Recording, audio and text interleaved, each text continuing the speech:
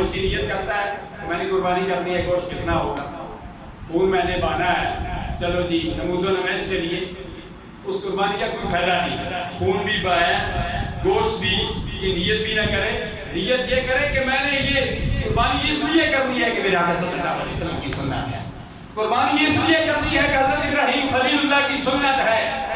جب سرکار کی نیت سنت سمجھ کر کوئی کام نہیں کریں گے،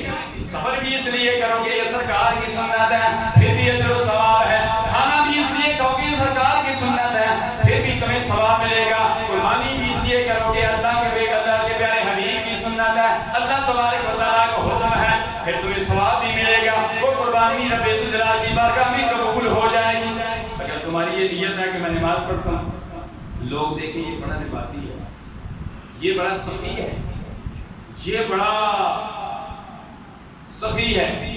یہ بڑا جہاد کرتا ہے۔ امام الانبیاء علیہ تحیت و ثناء میں تو تین شخصوں کے بارے میں فرمایا قیامت کے دن اس عالم کو بھی کہا جائے گا تو بھی جہنم میں چلا جا، سخی کو بھی کہا جائے گا تو بھی جہنم میں چلا جائے گا، اللہ اللہ سخی بھی جہنم